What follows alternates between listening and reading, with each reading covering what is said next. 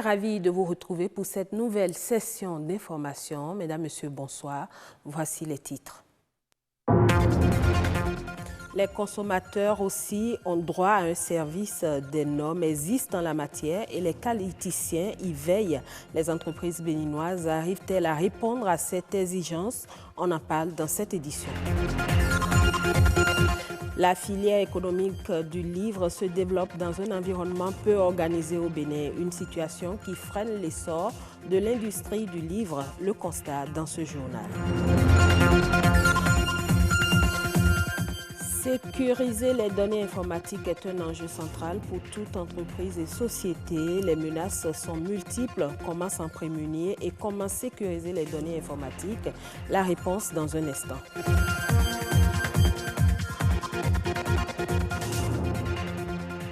Les consommateurs du monde entier ont des droits, mais aussi des devoirs. Les droits à la consommation sont nés dans les années 70 et la protection du consommateur n'a cessé de prospérer.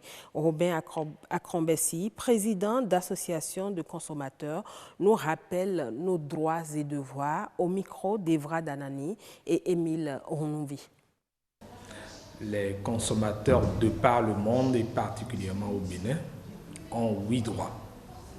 Le droit à la sécurité, le droit à l'information, le droit au choix, le droit à l'éducation, le droit d'être entendu ou d'être représenté, le droit à la réparation des préjudices, le droit à un environnement sain et le droit à la satisfaction des besoins de base ou des besoins fondamentaux. Mais le tout ne suffit pas d'avoir des droits. Il y a bien des devoirs qui doivent motiver le bon fonctionnement et le bon respect des droits. Et au total, nous en avons 5. Le premier, c'est le devoir d'être averti. Le deuxième, il faut être actif. Le troisième, il faut être socialement responsable. Le quatrième, il faut être écologiquement responsable. Et le cinquième, il faut être solidaire. Tout ce que vous faites dans la vie, dans le manque de solidarité, vous êtes sûr que vous allez échouer. Nous sommes en période de fête, de fin d'année. C'est clair qu'il y a un certain engouement à vouloir porter tout son désir vers la consommation d'une multitude de produits. Il y a une euphorie qui nous porte vers les liquidations, promotions de vente ou déstockage qui s'observent un peu partout.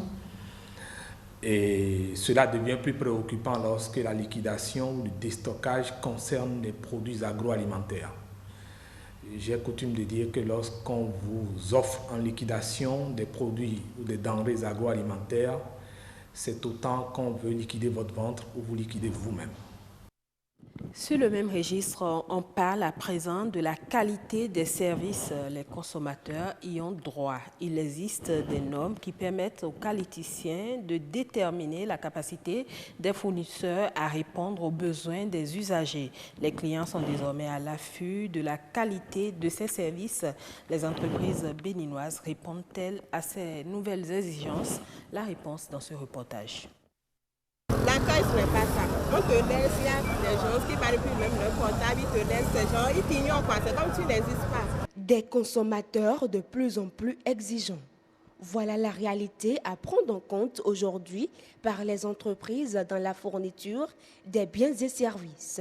La qualité des services devient alors un défi à relever à tout prix. Elle est désignée comme la capacité du fournisseur à répondre aux besoins et aux exigences du client.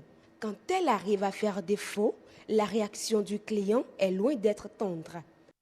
Tu peux donner 500 maintenant en vouloir acheter quelque chose de 200, on te dit qu'il n'y a pas monnaie. Donc tu es obligé d'aller chercher toi-même. Ou soit tu abandonnes ce que tu veux acheter sur place. Des fois tu rentres dans une boutique et comment on appelle, les gens te regardent comme ça. Tu vas même crier des fois avant qu'il y a un client qui est là.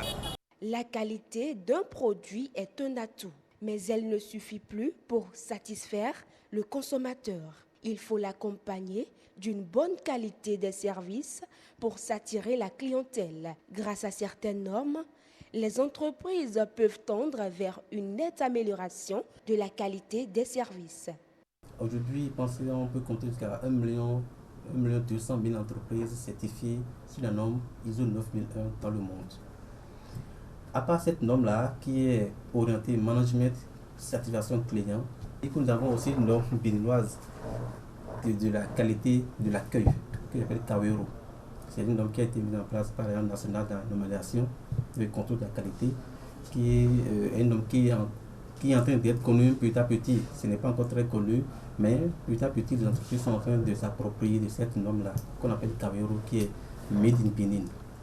Dans un contexte où l'offre dépasse la demande, améliorer la qualité des prestations des services constitue un défi majeur pour les entreprises. Si une entreprise veut améliorer la qualité des services dans son entreprise, la décision lui revient. Il faudrait qu'il prenne la ferme décision de mettre en place un système de moyenne de la qualité, la démarche qualité au sein de son entreprise. Deuxième chose, c'est de former le personnel. Parce qu'il ne sert à rien d'avoir un personnel qui n'est pas informé aux notions minimales de la qualité.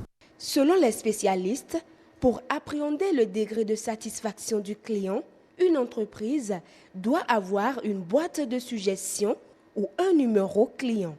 C'est une arme de conquête de la confiance du consommateur.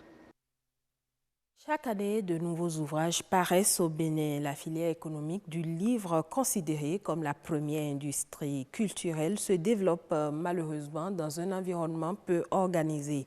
Du coup, l'industrie du livre tarde à prendre constat sur le terrain avec Doxy Chibozo et Stanislas Lekmo. Dieudonné est éditeur de livres. Il totalise 15 années d'expérience dans ce secteur d'activité. Revenu de la France où il a servi pendant 10 ans, ce passionné du livre trouve dans son pays, le Bénin, un potentiel marché du livre. Un marché confronté malheureusement à l'inexistence de certains maillons de la chaîne de distribution. Nous en tirons des profits, mais pas des profits énormes. Pourquoi? Parce que le circuit de diffusion et de distribution de livres au Bénin n'est toujours pas installé, il n'est pas en place.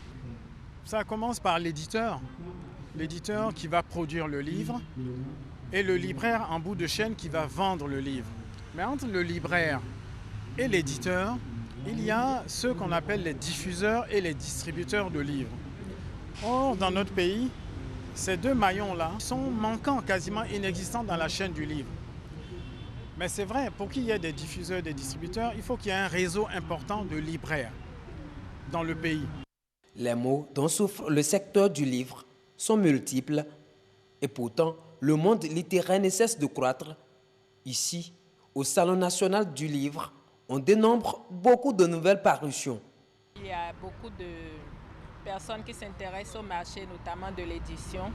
Il y a beaucoup de personnes qui s'intéressent également à l'écriture. On a de nouvelles plumes qui apparaissent dans le paysage littéraire. Mais malheureusement, je pense que la chaîne du livre a un problème d'organisation. Conséquence, les acteurs du secteur du livre peinent à tirer véritablement profit de leur production. Si nous considérons qu'il y a 1 million de personnes qui peuvent être la cible et donc constituer ce marché-là, et que si on estime que, disons, la moitié de ces 1 million, disons 500 000 Béninois chaque année achètent ou pourraient acheter des livres, on aurait déjà un marché de quelques milliards de francs CFA par an.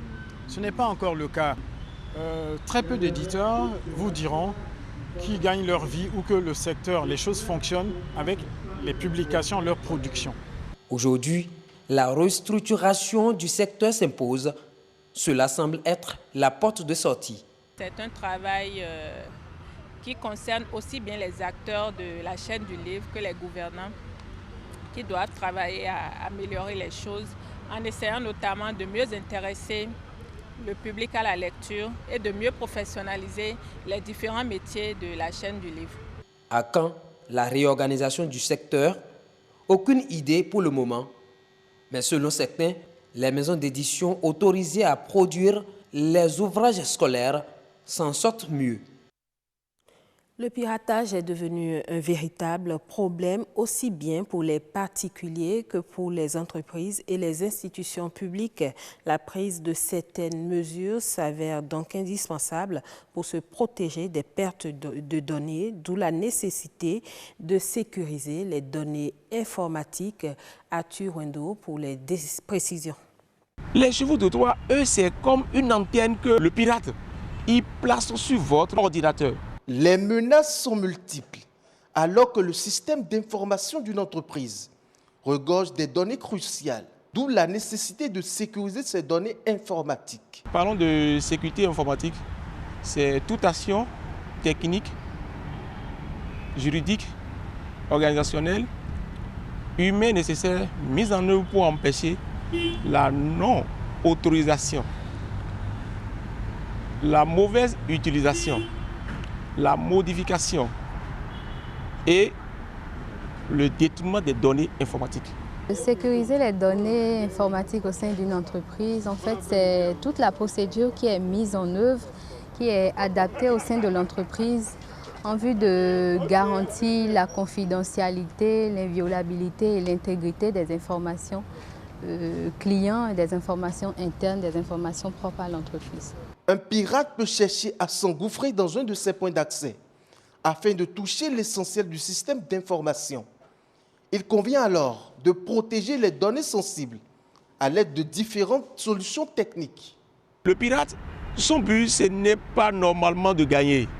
Son but, c'est de défier le système mis en place. À chaque fois que vous installez un Windows, le pare-feu est intégré. Vous allez juste à l'activer, le mettre à jour et puis aller acheter l'antivirus. Les données qui concernent notre structure, notre entreprise, on peut toutefois les sauvegarder sur un serveur, on peut les conserver et même en cas de perte, toute l'entreprise peut un jour prendre feu, tout peut partir. Il est alors évident que sécuriser ces données informatiques est un enjeu central. J'invite tout le monde à commencer par développer cette habitude-là, commencer par sauvegarder ces données, ces informations sur un serveur. Tous les chefs d'entreprise, tout le monde quand même, qu'on commence par adopter ça désormais et on sera à l'abri des pertes des informations, tel fichier, telle information, je n'ai plus. Donc, je pense que la solution est quand même là. L'entreprise pourra en effet poursuivre son activité en récupérant les données stockées et mises à jour régulièrement. Mais il importe aussi que ces sauvegardes soient stockées à l'extérieur de l'entreprise pour ne pas être décryptées en cas d'attaque. Hors de nos frontières, au Zimbabwe, l'exécutif entend dépenser en 2020 une enveloppe de 133 millions de dollars américains pour la subvention du maïs, la principale denrée de base du pays. Cet appui financier pourrait également être étendu à d'autres denrées ultérieurement. Cette nouvelle décision vient quelques semaines après l'annonce par le gouvernement du maintien des subventions céréalières afin de permettre à la population d'accéder aux produits de première nécessité. Alors que le pays traverse une grave sécheresse qui a fait fondre sa récolte de maïs de plus de moitié cette saison, environ 5,5 millions de ses habitants sont en situation d'insécurité alimentaire d'après les estimations de l'ONU. Eh bien, ce sera tout pour cette session d'information. Merci à vous tous de l'avoir suivi.